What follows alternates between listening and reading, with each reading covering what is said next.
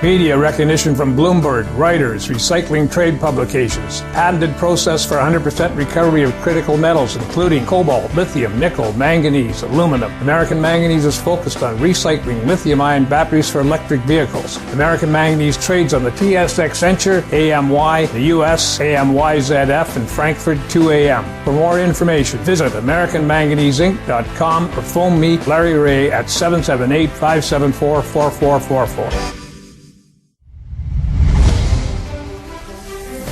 Welcome to the Goddard Report. Comments made on the Goddard Report and TalkDigitalNetwork.com are an expression of opinion only. Here is Jim Goddard.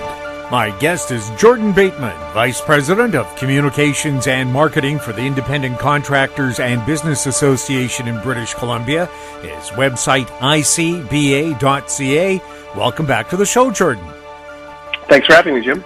Jordan, the flooding in the Fraser Valley and in other communities across British Columbia, our sympathies and prayers, of course, for the folks hard hit by this. We found out, of course, there have been reports for decades that the dikes in the Fraser Valley weren't being maintained properly and that perhaps some weren't necessary and they should have put more focus on others. You don't want to really lay blame right now, but is this another case of we told you so? Oh, absolutely. Look, there is blame to be laid here. Some of it with the provincial government, some of it with the national governments, both in the States and in Canada. So many years ago, I served on Langley Township Council, which is next door to Abbotsford, for those of you unfamiliar with the Lower Mainland. And I remember being told once that, there was a lot of talk about the flood of 48, which was when the Fraser River spilled its banks and caused catastrophic damage throughout the Fraser Valley. And a lot of attention was paid to that. And, some work has been done to protect against that. But the one outlier, wild card, emergency preparedness would always talk to me about was the Nooksack River in the United States, and how really it's out of our control what they're doing there to protect, to keep the Nooksack within its banks. And what we've seen now is what happens when the Nooksack diking system fails. It floods over the dike, floods the communities in Sumas, and then it comes across the border because water doesn't have to pass a CBSA agent. And it floods in, and it can take hours, days, for the full effect of it to be felt. And what happens is the water's trying to drain its way back into the former Sumas Lake or out into the Fraser River. So, I remember the time kind of pie-in-the-sky ideas being floated about, do you build a giant dike along Zero Avenue? Basically, the U.S.-Canada border, you can't really do that. And so, there was promises to keep consulting with the Americans, et cetera, et cetera. Well, now we're here in what has been almost the worst-case scenario. I mean, I guess flooding could be worse, but and it's been a major impact. It's a huge impact on every business, every person living in the Fraser Valley. There are thousands of people who live on the other side of the flooded Highway 1 who can't get into the Lower Mainland to work. There's supply chain issues getting out of in and out of Greater Vancouver and Chilliwack and Hope. And, this is going to have incredible costs, not just personal costs, but also economy costs. And yeah, it's scary. So all that to say, yes, we've underinvested in the infrastructure necessary to keep us safe. We always drag things out here as long as possible. I mean, think of the Patello Bridge, for example. That's a 90-year-old piece of infrastructure that we've known has needed to be replaced for probably the last 25 years. And just now is work finally starting on that. The Massey Tunnel, if you want to, if you want to talk about another potential natural disaster causing major effects, the Massey Tunnel, Delta studied it to death. There's been thousands and thousands and thousands of pages of studies. It will fail in an earthquake. Not even a catastrophic earthquake, just a very bad earthquake. It will fail, and that means, it means people will be killed. And, I just come back to but I was a taxpayer advocate for 6 years with the Canadian Taxpayers Federation. Obviously, I work in the construction industry now with ICBA. We've got to be investing in these things sooner than later. We can't keep kicking emergency preparedness down the road and hope everything's going to be okay. And it's tough for politicians to do because they're short-term thinkers and all they want to do is get reelected. And, the earthquake may never come or more flooding may never come. But when it does, there's a bill to be paid for our negligence. And we've got to reverse course on that. Mm-hmm. Now, of course, the Liberal government had planned a 10-lane bridge over the Fraser River to connect Richmond and Delta. It would be in operation in the new year if it had been built, this tunnel alternative.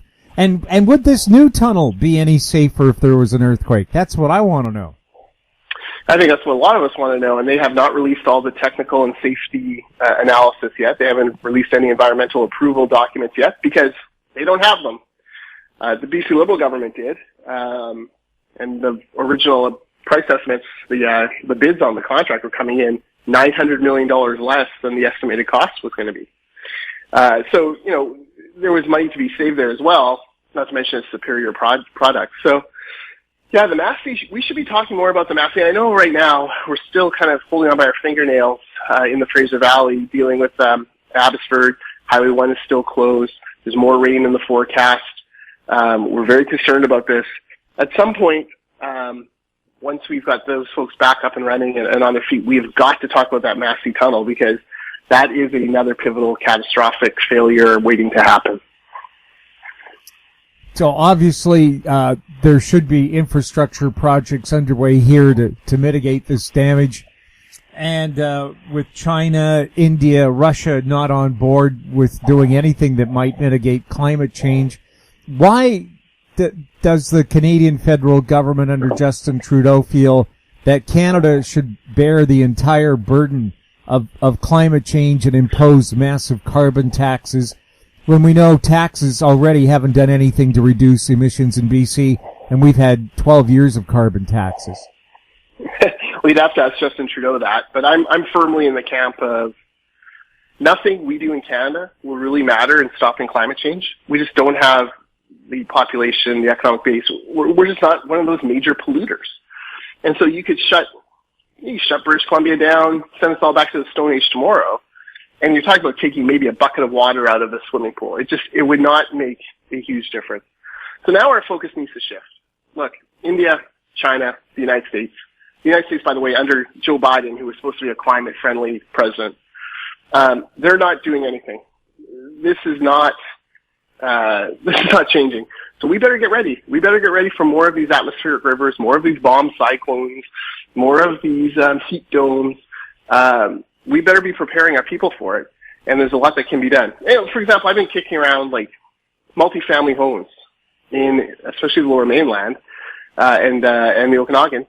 I don't think another multifamily home should be built in this province unless it includes either a geothermal heat pump, which also pumps in cool air, or air conditioning.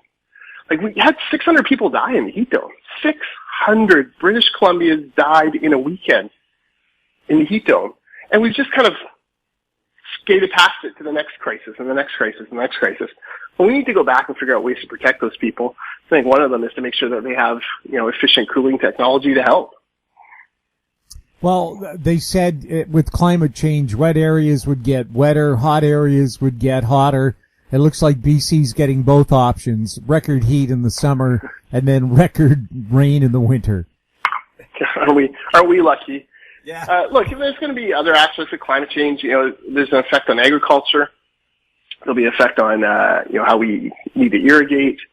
One thing I circle back to is there's been a lot of criticism online by people who don't live in the area about, why would they drain a lake in the first place?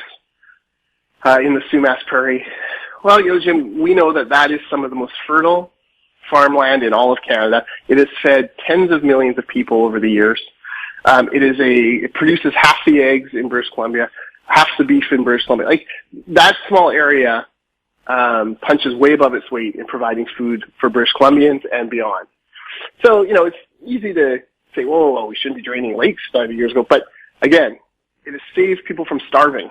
It has secured our food supply for 90 years. So we need to be mindful of that. I do compare it to another project, though, done around the same time. The city of Vancouver, way back when, filled in a huge chunk of False Creek. And those False Creek flatlands are now, major transportation hub, major industrial hub, big boxes. There's even condos and whatnot there. We don't talk about any concerns about that flooding ever. The future St. Paul's Hospital is going to be there. So, we need to look at that as well and make sure that those core key infrastructure pieces are protected and what that means for the future of that area as well. So lots to talk about on this flooding and mudslide issue. The main thing, though, is we've just got to get through the thick of this disaster, make sure people stay safe this weekend as more rain comes, and we got to get this water drained out of Sumas Prairie. Were you disappointed the provincial government in BC took 3 days to declare an emergency, 2.5 days after Washington State did? Oh, of course we were. It's embarrassing to see how poorly prepared the provincial government was, how little leadership they showed. And it really does reinforce to a lot of people like, geez, you're on your own in a lot of ways on this. There were families. One of the things, my 11-year-old son plays hockey. So a lot of families were up in Kamloops, Kelowna, Vernon area for various hockey tournaments. We weren't, but other teams were, and so a lot of the families and siblings in that. There were people still, coaches got trapped in Hope. There were people who just narrowly missed the mudslides. They had no warning. There was no warning for them that this was coming, that the Coquihalla Hollow was being closed. They just kind of drove blindly into it, and even the people who made it back, I can tell you, they were terrified. Like 10, 11, 12-hour drives from the Okanagan, white-knuckling the whole way with, 11-year-olds and younger kids in the car, just absolutely terrified. And government's got to do a better job of warning people of this stuff. Like, we were seeing it unfold on the mainland already.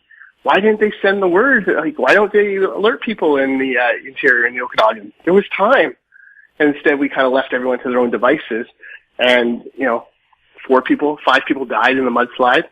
And there's just incredible personal trauma involved in it. So, Jim, we should talk about what construction is doing about this as well, because we've been really heartened by the response of some of our companies. Well, one of the reasons why I was disappointed with the lack of a state of emergency is once you declare an emergency, construction equipment can be commandeered. Workers can be deputized and, made to work on the front line. Although here in BC, again, a remarkable volunteerism saved lives, kept that important pumping station going on Sumas Prairie. At a time, government was telling people stay away from the pumping station, and yet it was hundreds of regular folks, former Army veterans, retired police officers who helped organize it, that kept that pumping station going. So much for the government saying, hi, we're here to help. They were telling us to stay away. Well, you're exactly right. And that's one thing, is we've been really heartened by the stories of individuals and people and companies pitching in. We're getting photos all the time at ICBA from our members who now are getting into, the first parts of the Coquihalla that can be reached and showing us the damage there. There's going to be a lot of work for a long time to try to get these highways reopened again. There's a company named Jim Dent Construction. So Jim Dent Construction, big company out in Hope, does a lot of work. When this happened, one of their workers' sons has childhood cancer, and he was due to be at BC Children's Hospital the Tuesday of the floods for chemotherapy. And obviously, this is an absolutely must-have treatment for that youngster. And Jim Dent Construction went out and found a helicopter, chartered it, and flew the boy and his dad to Vancouver Hospital, or BC Children's Hospital, to get the care that he needs. Helped arrange for them to stay at Canuck Place, made sure that they're taken care of. And those are the stories repeated over and over again, not just by construction companies, by the little pizza place in Hope, and, by the Gurdwaras who are flying in food to the folks. Like, that gives you a lot of faith and hope in people, but it also shows you that government is very slow, it's too bureaucratic, it's too lumbering, and it just got caught with its pants down on this one. They did not understand how bad the situation was unfolding in the Fraser Valley. And, in a more widespread disaster, one that affects Langley, Surrey, Delta, and beyond, that support would, be stretched even thinner. So government's got to learn some lessons out of this and put a serious focus on it, and no more of these, platitudes about climate change. Let's have a minister responsible for emergency preparedness, and that's what they do every single day. Is they get up, think about how they can, make sure BC is better prepared for whatever disaster will unfold, and then goes to bed having put in a hard day's work, coordinating, working with people to make that happen. Well, when we had, again, disastrous fires during the heat waves that hit BC over the summer, the world's best firefighting airplane, the Martin Mars bomber, sitting in disrepair because they can't get any contracts to use it. It puts out 4 acres of fire at a time. It can drop up to, it's the equivalent of 8 fire trucks worth of water in a few seconds, scoop up from the nearest water source and be back on target again. It has a glass cockpit, so it can fly in hazy and dark conditions other aircraft can't fly in. They could put modern turboprop engines on it so it could carry even more water. No interest from our government in that. We find out there's a Kamloops company that can lay down, it looks like fire hose connected to sprinklers in just a matter of minutes that can protect entire towns. They asked the government if their services were needed. No interest there. It looks like we have a government that literally is sitting there in Victoria with a blindfold on, their fingers in their ears, and they're going la la la la la during all these disasters. They only react afterwards. Again, after the heat dome, the premier said people die, and then he said, "Oh, in November it rains." Oh my God! If that's your idea of what's happening, and you can't do anything about it, what are you doing in government? I'm just so disappointed with the lack of leadership here. The fires, lack of leadership. Heat wave, lack of leadership. And I called our long-term death homes. That's what they are. People were dying from dehydration and lack of food during the COVID crisis. What the hell are these people in Victoria spending our tax money on? Your guess is as good as mine. Well, they overpay for things, first of all. They have these community benefit agreements, which they like to tout, but really what it does is it inflates construction costs by 30%, by cutting out 85% of the industry. So there's fewer people competing for those jobs, but it's a handout to their buddies in the building trades unions, and off they go. They've grown the size of the public service by 60%, since 2017. No doubt, we would like, there should be some growth, especially given the fact that our healthcare system's in crisis and we moved into the COVID situation. But 60% in 4 years, that is mind-boggling, and I certainly don't think anyone in British Columbia feels like we're getting 60% better service from our provincial government than we did 4 years ago. So yeah, there's a lot of problems there. It's a systemic issue, and the frustrating thing about the NDP government is this: on emergencies, on the big things, fires, heat domes, COVID, all these different things, they really preach individual responsibility. It's the individual's responsibility to be prepared, blah, blah, blah, blah. Okay. But then on things like care for children with autism, private daycare, they really preach, no, we know better than you, we'll take care of that. And, there's just no uniformity to their ideology. It's really difficult to get a read on what they're going to do at any given time.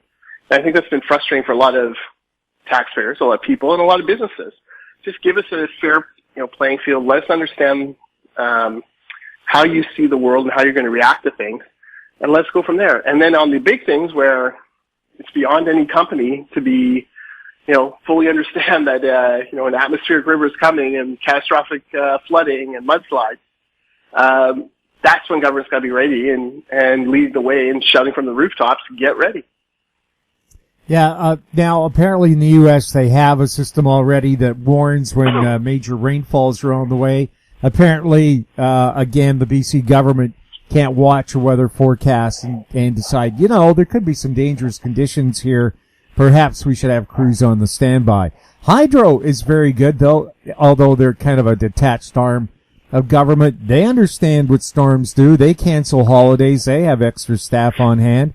I have to praise Hydro. They kept the lights on for a lot of people in very disastrous conditions. So not everybody's incompetent out there. But I always ask this question, are you incompetent, ignorant, or just don't care? Yeah, well, I mean, I guess I don't know how to answer that. You know, one thing that, look, this will show how old I am now. So, you know, we have cable. We still have cable, Jim. We're not like these youngsters who've cut the cord. But you get access to a lot of American television stations, American television feeds. And there's always little alerts scrolling across in the middle of your favorite show.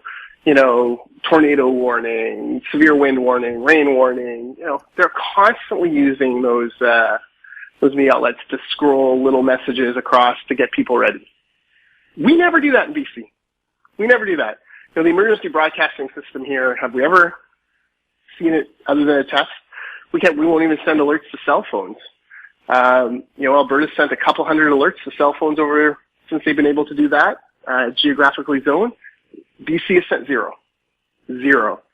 Not during heat dome, not during the forest fires, not during COVID, not during these latest floods and mudslides. Zero. And that's got to change. Information is power for people. Like, that's how you can get moving. And in a scattered media universe, you got to use every tool you have, every outlet you have, every platform you have to get that message out. BC government seems lost in, not even lost in translation. They're just lost completely. Like, they just don't seem to ever want to warn the public. Yeah, I drew a little cartoon that said, oh yeah, there is one place in BC marked disaster. It's over the cabinet room. That's probably fair. It's probably fair. And, you know, I'm curious to see what, you know, once we get out of the thick of the crisis, if they will ever admit that they mishandled it or that there needs to be improvement. There was call for an inquiry after the heat dome. I think you can make the case now, like lump this in with that. Let's have an inquiry into their handling of this, all these situations over this year. Oh yeah, COVID, nursing homes, heat dome, fires, floods. How much money do you want to bet they don't inquire into anything? Oh no, of course not. They'll be more concerned about saving face. Because John Horgan, I dare John Horgan to call a snap election now. Yeah, I don't think he's in any rush to do that. And I have to tell people, I am not a supporter of any particular political party. I've never belonged to one. But I feel it is my right as a Canadian citizen and a journalist to levy what I feel is legitimate criticism. And I'd like to hear some legitimate answers back. And so far it's been silence or snide comments like, people die, and it rains in November in British Columbia. Well, that's so helpful. Yeah. No, absolutely. It's ridiculous. We'll have more with Jordan Bateman right after this.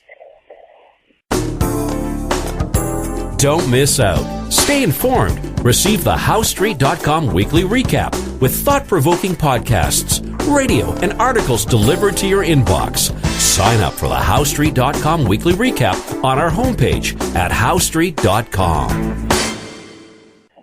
Welcome back. We're speaking with Jordan Bateman. Jordan, with all these supply chain problems, what's this going to do for future construction projects? Can you even get the materials or afford the materials to do the projects that you bid on? And can you bring them in at the price you promised? Yeah, this is the number one issue facing construction in 2022. It's the one thing that every member discusses with us in every meeting we have, every phone call, every event. The cost is going through the roof. And so, you know, it starts with labor. If you can find the workers, you're having to pay them more. It makes sense. The shortage of labor means the workers you have are worth more in the open market. So, you know, we're looking at probably raises of 5 or 6% across the board next year. Great for the workers. They deserve it. They work hard, no doubt about it. But at the same time, that is a cost that gets passed on to the end consumer. You know, the person buying the house, the person buying the project. And then you've got the supply shortages. You know, Stats Canada uses a consumer price index to calculate inflation. They say it's about 4.5%. I can tell you it's probably more than that for construction companies. You know, construction companies don't buy a lot of things that are in the CPI basket of goods that they use to calculate.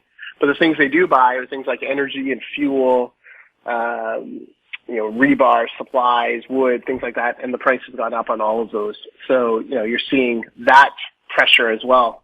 So people are being very careful how they bid on projects 2022 and beyond, working very hard to make sure that they have margins to deal with these cost increases. And again, all of that gets passed on at the end to the end consumer. So if you're a home buyer waiting for a new home, it's going to, not surprisingly, cost more because of these construction challenges.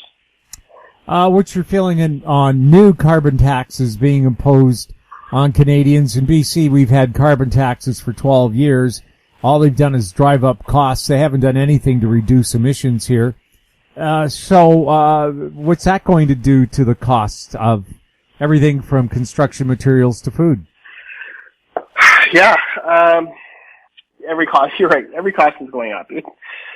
One thing that, so for a whole generation of construction company owners, they've never really lived in this environment of rapid inflation. The last period of real inflation was kind of the late 70s, early 80s. Many construction companies either didn't exist or were being run by other people. There's a whole new generation of construction owner. And so, there's a lot of discussion within our industry among the old timers. What did they experience in the 70s and 80s? What does it mean for us today? And how do you protect your company from those increasing costs? There's no easy answers. There's no magic bullet that's going to solve it. But what you do need is you need government to have smart fiscal policy, to pay attention to these things, to start talking the talk and walking the walk of fiscal conservatism in order to get economic growth going. The only way the economy can keep up with this is if we grow the economic pie and make sure that there's more money in people's pockets from their work. And so far, the Trudeau government had a speech from the throne yesterday. Didn't mention debt, didn't mention deficit, didn't really talk much about growing the economy, other than a national daycare program, offered no interesting ideas or solutions or ways to kickstart an economy that, frankly, is still gasping for air after the COVID crisis. So we've covered inflation, labor, anything else that has caught your eye here that we should be concerned about or should be proud of? Well, Canadians themselves, we should be very proud of the fact that, we're trying to take care of one another. Our society is not crumbled and, we're not seeing, widespread, civil disobedience or things like that. I'm concerned about what's happening with the Wet'suwet'en, offshoots, on the Coastal GasLink pipeline. I think that needs to be resolved. But, I do think there is a willingness, as we still stumble through this COVID era, to try to work together, try to talk to one another, and try to hash out these problems that we're facing. I just hope that government will listen and, open their ears and maybe even change their hearts a little bit when it comes to making the decisions that we know from past history, from good research and analysis, will do more to help Canada get up off the mat in this economic situation we're in. But, as always, we'll have to wait and see whether they actually listen. Thank you so much for being on the Goddard Report. Thanks for having me. My guest has been Jordan Bateman, Vice President of Communications and Marketing for the Independent Contractors and Business Association. His website, icba.ca. If you have any questions for Jordan or any of our other guests, you can send them to info@howstreet.com. Our YouTube channel is Talk Digital Network. Find us on Twitter @TalkDigitalNet. We're also on Facebook. I'm Jim Goddard. Thank you for listening. Comments made on the Goddard Report and TalkDigitalNetwork.com are an expression of opinion only. The Goddard Report is available online and mobile at TalkDigitalNetwork.com. The Goddard Report is a production of How Street Media Incorporated.